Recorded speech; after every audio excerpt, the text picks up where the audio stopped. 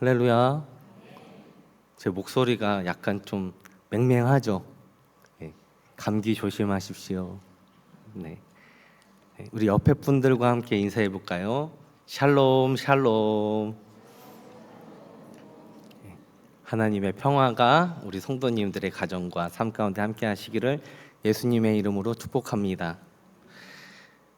여러분에게 거룩하게 산다라는 말은 어떤 이미지로 다가오시나요? 조용한 수도원에 하루 종일 말씀과 묵상, 찬양하고 기도하면서 세상과 단절된 생활을 하는 모습으로, 아니면 세상적인 문화와 거리를 두고 오로지 예배와 묵상, 금욕적인 삶으로 신앙을 지켜내는 사람들의 모습을 생각하면 우리는 경건하다는 생각이 듭니다. 그런데 여러분, 성경이 말하는 거룩은 단지 세상과의 단절이나 도덕적 엄격함에 머물러 있지 않는다는 겁니다. 성경이 말하는 거룩은요, 그보다 훨씬 더 현실적이고 관계적인 개념이라는 겁니다. 그럼 거룩한 삶이란 대체 뭘까요? 나 혼자 경건하게 사는 것이 거룩한 삶을 사는 것일까요? 어떻게 생각하십니까? 여러분에게 질문을 한 거예요. 그러면 반응을 해주셔야 되는데 반응이 없어요. 저보고 계속 얘기하라는 거니까 저도 계속 얘기하겠습니다. 여러분, 그리스도인에게 있어서 거룩은 하나님과의 관계, 또 이웃들과의 관계에서 어떻게 구별된 삶을 살아가느냐? 그게 거룩이 아닐까요? 내가 하나님의 자녀이기 때문에 세상 사람들과 함께 살아가고 있지만 또한 세상 사람들과 구별된 사람으로 살아가는 것, 그게 거룩이 아닐까요? 나의 정체성이 하나님의 자녀이기 때문에 예수님의 성품을 닮아가면서 이웃들과의 관계 속에서 거룩함을 드러내는 것, 저는 그게 거룩한 삶이라고 생각합니다. 그럼 여러분들은 어떻게 생각하십니까? 네, 감사합니다. 여러분, 그래서 예수님은요, 우리에게 거룩이 무엇인지 직접 시청각 교육을 해주셨습니다.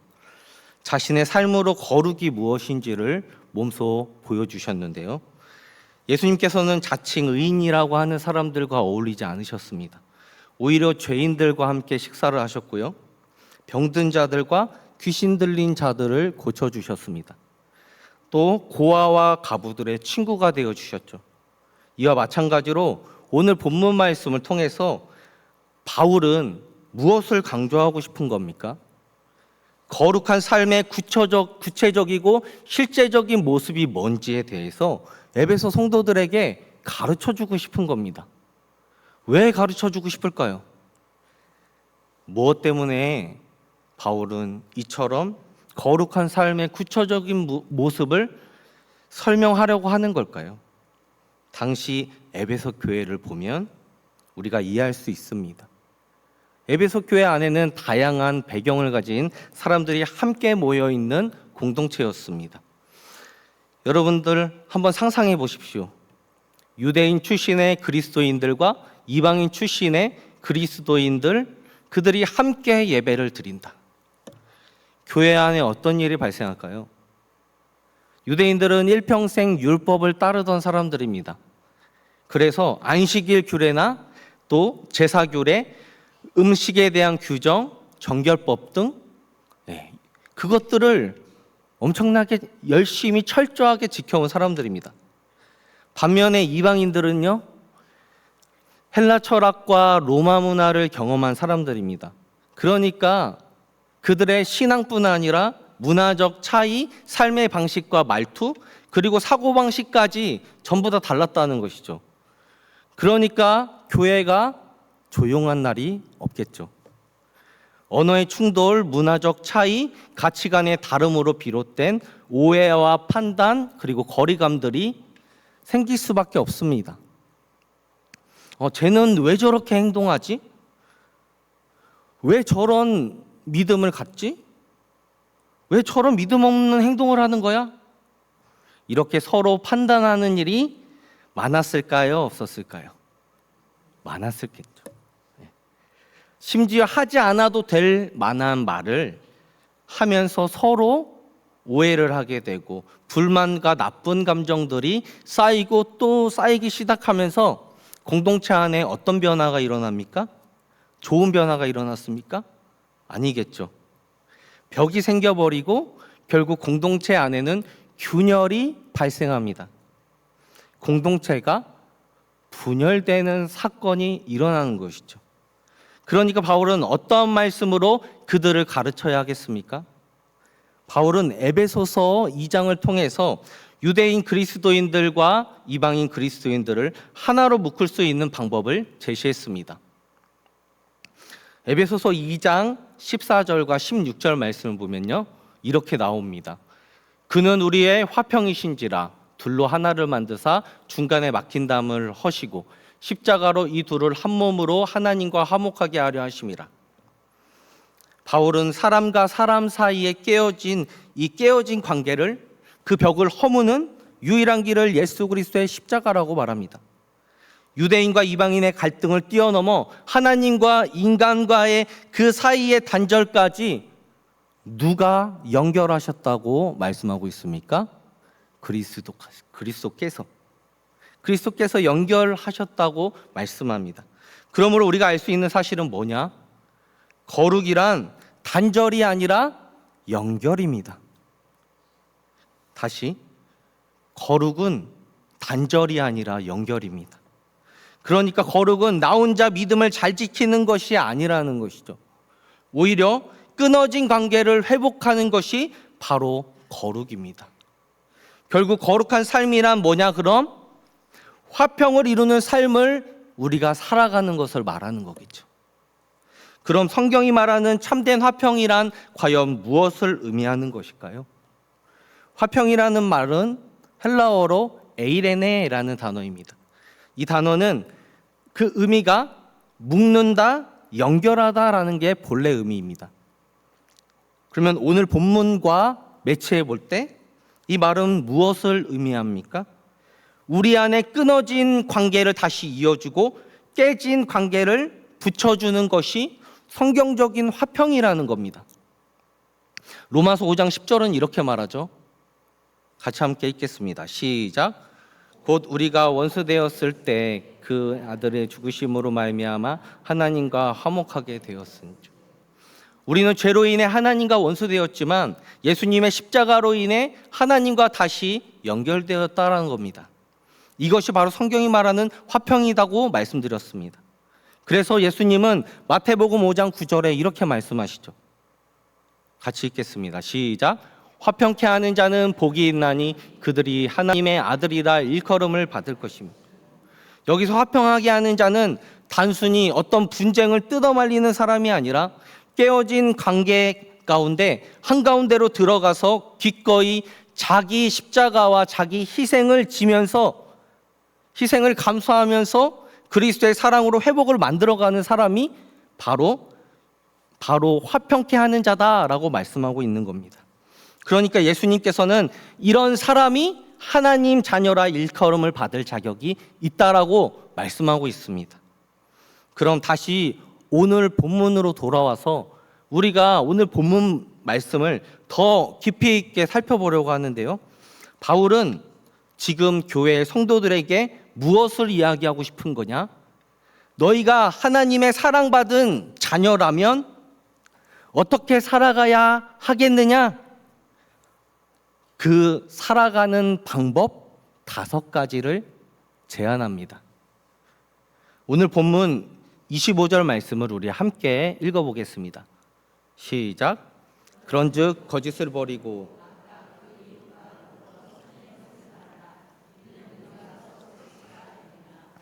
여러분, 거짓은 공동체를 무너뜨리게 돼 있습니다. 아무리 그럴듯하게 포장하더라도 거짓은 언젠간 드러나게 되어 있다. 결국 사람과 사람 사이의 신뢰를 무너뜨리는 것은 결국 거짓이다라는 것이 드러난다라는 겁니다. 우리의 관계까지도 병들게 만드는 것이 바로 거짓입니다.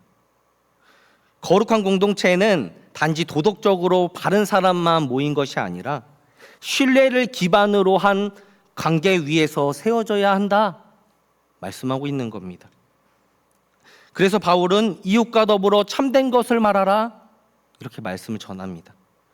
왜냐하면 우리는 서로 지체가 되었기 때문에.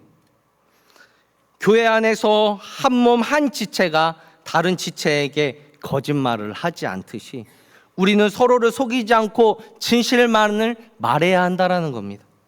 때로는 진실을 말하는 것이 불편할 수 있습니다. 우리의 관계를 어색하게 만들 수도 있습니다.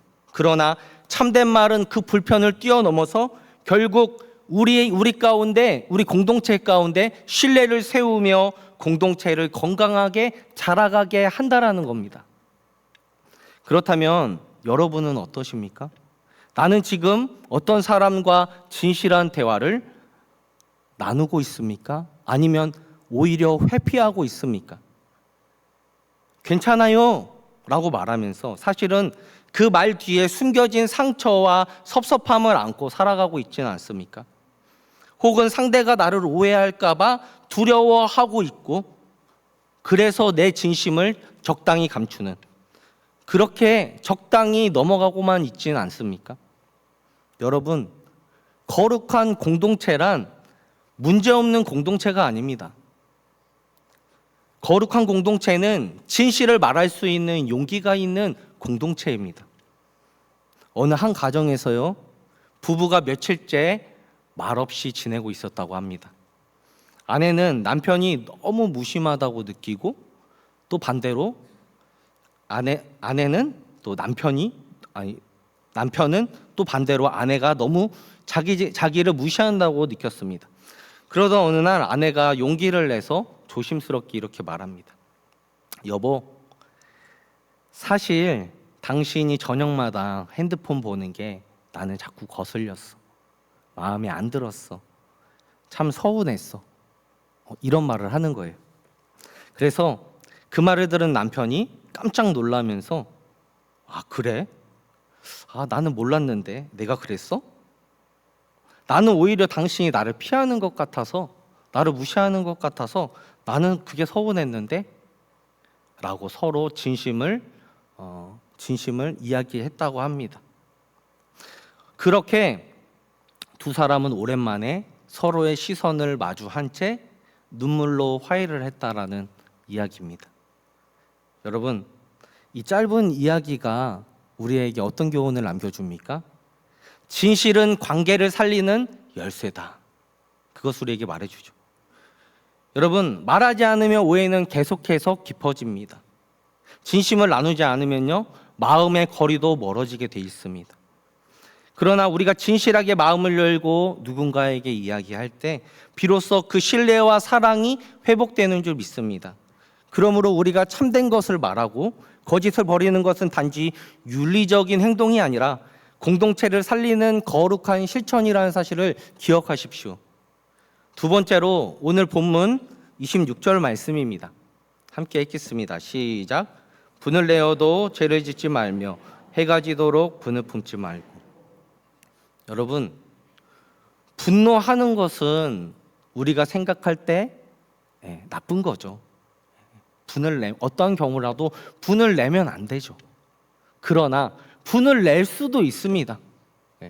저도 분을 잘 내요. 그런데 여러분, 분노 자체가 죄가 아니라 저를 이렇게 하는 거 아니에요? 분노 자체는 죄가 아니라 하나님도 때로는 우리를 향해서 분노하실 때가 있다는 거죠.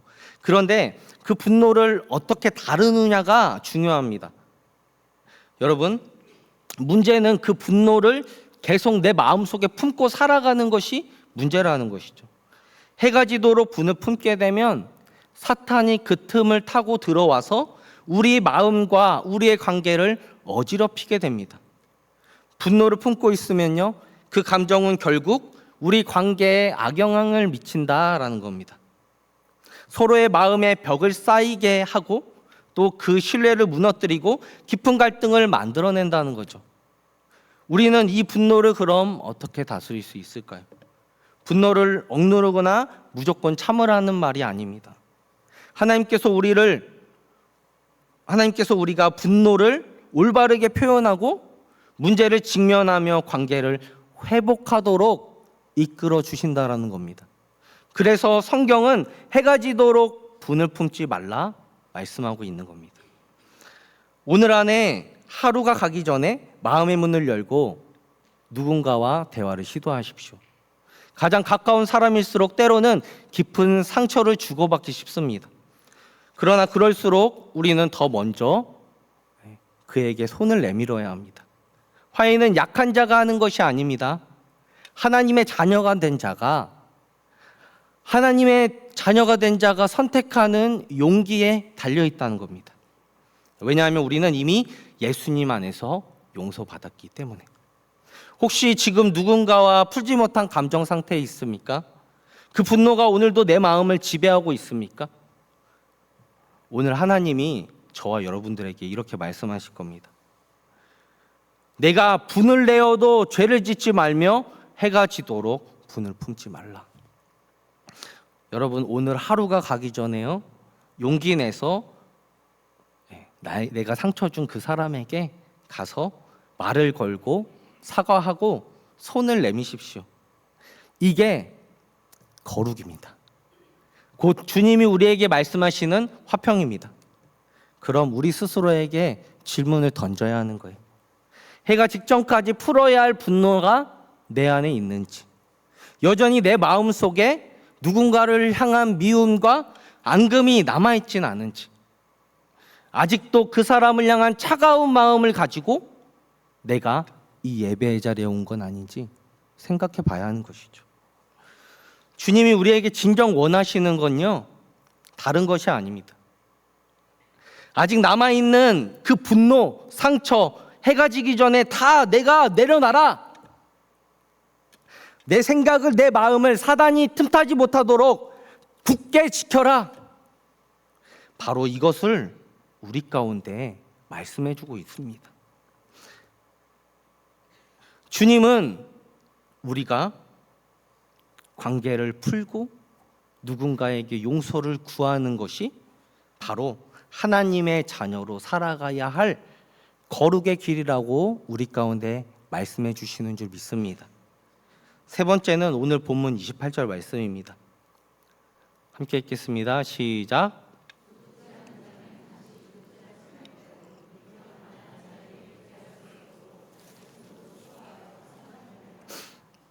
여기서 바울은 단지 하지 말라고만 하지 않습니다. 도둑질을 그치라라는 말에 그치지 않고 이제는 손으로 수고하여 선한 일을 하라 말씀합니다. 그리고 그 선한 수고의 열매를 나눠주라 이렇게 말하죠. 여러분, 회개의 진짜 열매는 변화된 삶이라는 것을 기억하십시오. 단순히 잘못을 멈추는 게 아닙니다. 이전과 전혀 다른 방향으로 걸어가는 겁니다. 그것이 진정한 해결하는 것이죠. 과거에 누군가의 것을 빼앗는 사람이었다면, 내가 그런 사람이었다면 이제 누군가에게 기꺼이 나눠주는 삶을 살아가게 되는 것, 그게 진정한 변화인 거죠. 복음이 만들어내는 실질적인 변화의 열매라는 겁니다. 그렇다면 나는 지금 어떠한 삶의 태도로 지금 살아가고 있습니까? 여전히 내 유익만을 위해서 내 시간과 내 물질과 내 에너지를 나 자신만을 위해서 쏟아내고 있지는 않는지 우리 스스로를 돌아봐야겠죠. 그러나 바울은 이렇게 말합니다. 진짜 거룩은 단지 안 하는 것으로 끝나는 게 아니라 진짜 거룩은 나눔의 실천으로 너희의 삶으로 드러난다. 내 손으로 수고하고 수고의 열매를 나 혼자 쌓아두려는 것이 아니라 누군가의 필요를 돌아보며 함께 나누는 것이 바로 하나님의 자녀가 이 세상 속에서 살아가는 거룩한 방식이라고 말하고 있습니다. 네 번째는요, 29절 말씀입니다. 무릇 더러운 말은 너희 입 밖에도 내지 말고 오직 덕을 세우는데 소용되는 대로 선한 말을 하여 듣는 자에게 은혜를 끼치게 하라. 여러분, 말은 사람을 찌를 수도 있고 또한 살릴 수도 있습니다. 잠언 12장 18절 말씀을 보면요, 칼로 찌름같이 함부로 말하는 자가 있거니와 지혜로운 자의 혀는 양약과 같으니라, 이렇게 말씀합니다.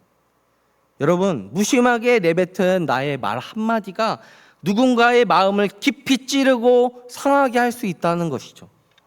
하지만 반대로 내가 뱉은 그 한마디의 말이 누군가에게는 위로가 되고 용기를 준다면, 심지어 그의 상한 마음을 고치는 힘이 될 수 있다면 우리의 언어가 바뀌어야 되지 않겠습니까? 더러운 말, 부정적인 말, 판단과 정죄의 말이 아니라 덕스러운 말을, 누군가를 세우는 말을 사용함으로써 은혜가 끼치게 하라, 우리에게 명령합니다. 지금 나는 어떤 말의 습관을 가지고 살아가고 있습니까? 혹시 내 말이 누군가에게 상처가 된다면, 누군가에게 마음에 지울 수 없는 흔적처럼 남아있다면 우리는 지금 즉시 회개하고 우리의 삶을 돌이키고 그에게 다가가야 됩니다. 그래서 이야기해야겠죠. 뭐라고 이야기해야 할까요? 내가 미안해, 나를 용서해줘, 이렇게 고백해야겠습니다. 여러분, 오늘 바울은 30절에 이렇게 경고합니다. 하나님의 성령을 근심하게 하지 말라. 그 안에서 너희가 구원의 날까지 인치심을 받았느니라. 우리가 내뱉는 그 말 한마디, 누군가를 향한 태도 하나가, 그 모든 것이 성령님을 기쁘게 할 수도 있고 또한 근심하게 만들 수 있다는 사실을 우리가 기억한다면 우리 입에서 거룩한 말이 나와야겠죠. 단지 말조심하는 게 아니라 성령님과 동행하는 사람에게 자연스럽게 나오는 말, 은혜를 끼치게 하는 말, 그 말을 우리가 사용할 수 있어야 합니다. 우리 옆에 분 보시면서 이렇게 말씀 한번 드려볼까요? 여전히 아름다우시군요. 네, 아름다우십니다. 우리가 아름다운 이유는 예수 그리스도 때문에 아름답겠죠. 여러분, 바울은 마지막으로 공동체 안에서 거룩하게 살아가는 그 핵심에 대해서 말합니다. 본문 4장 31절 32절 말씀입니다. 같이 읽겠습니다. 시작. 너희는 모든 악독과 노함과 분냄과 떠드는 것과 비방하는 것을 모든 악의와 함께 버리고 서로 친절하게 하며 불쌍히 여기며 서로 용서하기를 하나님이 그리스도 안에서 너희를 용서하심 같이 하라. 바울이 말하는 공동체 안에서 거룩하게 살아가는 삶의 핵심은 바로 용서와 인자함, 곧 하나님 아버지의 마음, 바로 예수 그리스도의 마음을 품는 것입니다. 여러분, 복음의 중심에는 하나의 진리가 있죠. 그것은 뭐냐? 우리가 하나님께로부터 구원의 은혜를 받았다, 용서함을 받았다, 죄 용서함을 받았다라는 겁니다. 하나님은 우리가 아직 죄인 되었을 때, 아직도 하나님을 거부하며 살았을 그때에 그리스도를 통해서 우리를 먼저 용서해 주셨습니다. 그러므로 우리가 받는 이 놀라운 용서를 우리도 누군가에게 흘려보내야 하지 않을까요? 빌립보서 2장 5절은 이렇게 말합니다. 너희 안에 이 마음을 품으라, 곧 그리스도 예수의 마음이니. 예수님의 마음은 용서의 마음이고요, 인자한 마음이고요, 긍휼히 여기는 마음입니다. 우리 안에 있는 그 마음 가운데, 우리 안에 자리 잡고 있는 그 마음 가운데 진짜 거룩, 관계 속에 거룩이 시작되려면요, 그리스도의 예수의 마음을 우리 마음에 담아야 합니다. 여러분, 그렇다면 나는 지금 누군가를 미워하거나 마음속에서 멀리하고 있지 않은지를 돌아봐야 합니다. 겉으로는 아무렇지 않은 척하지만 사실은 마음의 문을 닫아버린 채 그 사람과의 관계를 끊어놓고 살아가고 있지는 않습니까? 내가 먼저 용서함을 받았다는 사실을 내가 믿는다면 이제는 우리가 반대로 용서해야 할 시간이라는 겁니다. 예수님이 나를 용서해 주셨기 때문에, 나를 위해 십자가 지셨기 때문에 그 십자가 은혜를 내 마음속에 담고 있는 사람은 누군가에게 먼저 손 내밀 수 있고 누군가를 이해하고 먼저 품어야 되는 겁니다. 여러분, 거룩은 결국 관계의 회복으로 드러나게 되어 있습니다. 그렇다면 질문이 하나 남아 있습니다. 그건 뭐냐? 왜 우리가 이런 삶을 살아야 되느냐? 왜 거룩의 삶을 살아야 하느냐? 어떻게 이런 삶을 살아갈 수 있느냐? 바울은 오늘 본문 5장 1절과 2절에 이렇게 말합니다. 우리 같이 한번 읽어보겠습니다. 시작. 그러므로 사랑을 받는 자녀같이 너희는 하나님을 본받는 자가 되고 그리스도께서 너희를 사랑하신 것 같이 너희도 사랑 가운데 행하라. 우리를 위하여 자신 버리사 향기로운 제물과 행제물로 하나님께 드리셨느니라. 여러분, 오늘 말씀을 정리하겠습니다. 영국 왕실의 자녀들은요, 어릴 적부터 철저한 교육과 훈련을 받는다고 합니다. 그들의 말투와 또 태도와 또 식사 예절까지도 섬세하게 가르쳐 준다고 합니다. 왜냐하면 그들의 행동이 왕실을 대표하기 때문이죠. 아무리 나이가 어리다 하더라도 그 신분이 왕족이기 때문에 다르게 살아가야 된다는 겁니다. 왕족으로 사는 게 힘들다 할지라도 자신이 누구인지 알기 때문에, 자신의 정체성을 알기 때문에 자신의 신분에 걸맞는 삶을 선택해서 그렇게 훈련받으며 살아간다는 겁니다. 그럼 우리에게도 동일하게 적용할 수 있겠죠. 우리 역시도 누구의 자녀냐? 하나님의 자녀라는 신분을 가졌다는 겁니다. 하나님 나라의 백성입니다. 하나님께부터 사랑을 받은 자녀이기 때문에 우리는 이 세상에서 거룩하게 살아가야 할 자들입니다. 여러분, 우리가 거룩하게 살아가야 할 이유는 단 하나예요. 그게 무엇입니까? 하나님의 사랑을 받은 자녀이기 때문에, 내가 그 존재이기 때문에 기꺼이 거룩을 선택해서 그 거룩의 길을 걸어가는 겁니다. 우리는 생각을 잘 해보세요. 우리가 누군가에게 사랑받기 위해서 거룩한 삶을 살려고 하는 겁니까? 아니면 우리가 사랑을 받았기 때문에 그 사랑의 힘으로 예수님을 본받아 거룩하게 살려는 겁니까?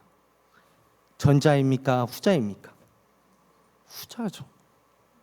예수님은 우리를 위해서 자기 자신을 온전히 내어주셨습니다. 그가 우리를 용서하셨고 우리를 살리셨고 우리를 하나님의 자녀로 기꺼이 받아주셨습니다. 예수님을 그러므로 우리는 본받고 거룩하게 살아가는 겁니다. 여러분, 사랑받는 자녀는 이제 세상 속에서, 가정에서, 교회에서 그 사랑을 전하면서 살아가야 할 사람입니다. 그러므로 우리는 결단해야 합니다. 내가 그 사랑을 받은 자라면 기꺼이 사랑받는 자녀로 살겠다고 결단하는 저와 여러분들이 되어야 할 줄 믿습니다. 먼저는 진실된 말로 사람들과의 관계를 회복합시다. 아직 풀지 못한 분노가 우리 마음 가운데 있다면 해가 지기 전에 그 분노를 다 내려놓읍시다. 누군가를 돕는 것이 하나님을 섬기는 일이라고 한다면 기꺼이 순종하는 저와 여러분들이 되길 바랍니다. 내 말이 누군가를 살리고 다른 사람을 세워줄 수 있는 도구가 된다면 내 언어를 사랑의 언어로 바꿉시다. 내가 용서해야 할 사람이 있다면 그를 용서해 봅시다. 바로 이것이 사랑받는 자녀로 살기 위한 첫 시작입니다. 이런 삶을 사는 것이 바로 예수님이 걸어가신 그 십자가의 길, 화평의 길, 그리고 거룩의 길을 걸어가는 겁니다. 그러므로 우리가 이렇게 고백합시다. 주님, 제가 주님이 걸어가신 그 화평의 길, 거룩한 길을 따라가겠습니다. 그러나 내 힘으로 할 수 없다라는 것을 너무도 잘 알고 있습니다. 그러나 하나님, 내가 그 길을 걸어가기로, 그 거룩과 화평의 길을 걸어가기로 결단하는 그 순간 나에게 거룩히 살아갈 힘과 두려움 없는 그 믿음을 주옵소서. 이렇게 간절히 하나님 앞에 기도로 나아갈 수 있는 저와 여러분들의 삶이 되기를 축복합니다.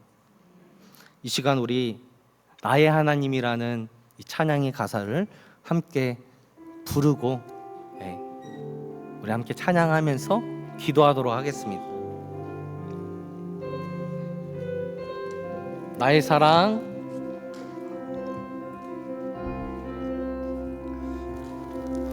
나의 사랑, 너는 어여쁘고 참 귀하다. 어느 보석보다 귀하다.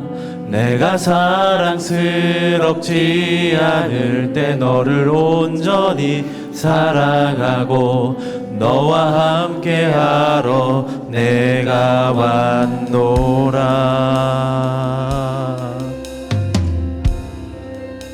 주의 사랑, 주의 사랑, 이 사랑은 결코 변치 않아. 모든 계절 돌보시네. 푸른 마르고 꽃은 시드나 주의 말씀은 신실해. 실수가 없으신 주만 바라라. 주님의 나라와 뜻이 나의 삶 속에 임하시며 주님 알기를 주만 보기를 소망해. 거룩히 살아갈, 거룩히 살아갈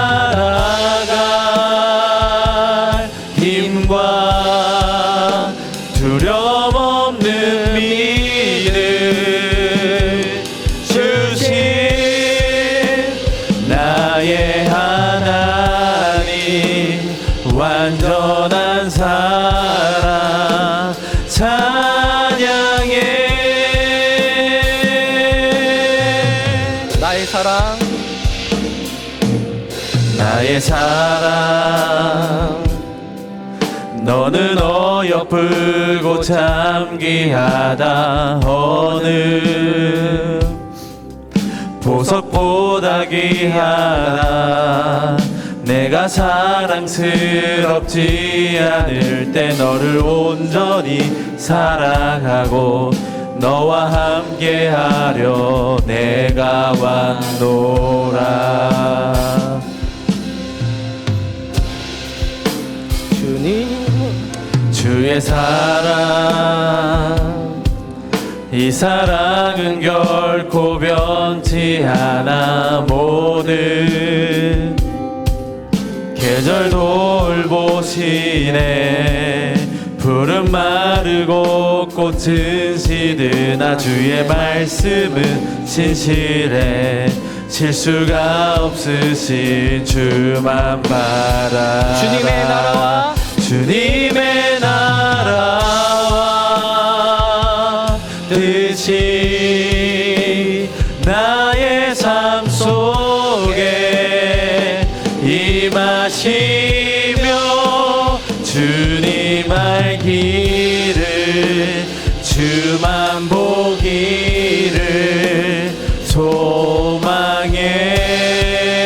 거룩히 살아갈, 거룩히 살아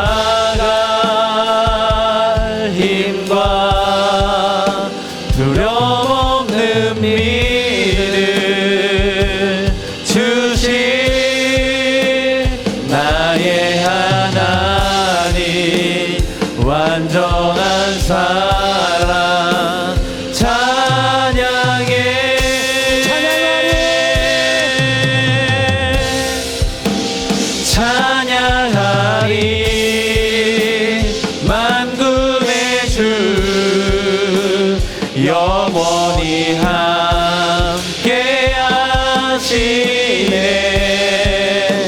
존귀하신 사랑의 왕 영원히 통치하시네. 주님의 나라와 뜻이 나의 삶 속에 임하시며 주만 활기를 주만 보기를 소망해.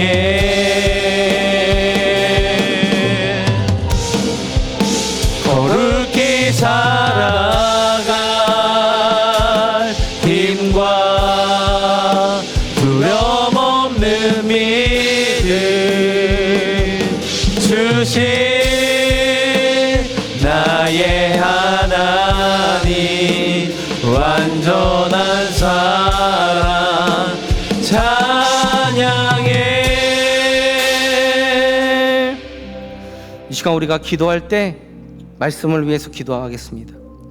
끊어진 관계 속에서 내가 먼저 손을 내미는 사람 되기를 원합니다. 용서할 수 없는 사람을 용서할 수 있는 내가 되기를 원합니다. 주님, 내가 이제 그 말씀 앞에서 순종하기를 원합니다. 내 힘으로는 거룩하게 살기에 너무도 버거운데, 너무도 힘이 든데 내가 주님의 말씀 앞에 순종하려 합니다. 나에게 거룩히 살아갈 힘과 두려움 없는 그 믿음을 주옵소서. 그렇게 날 이끄실 완전하신 나의 하나님, 그 완전한 그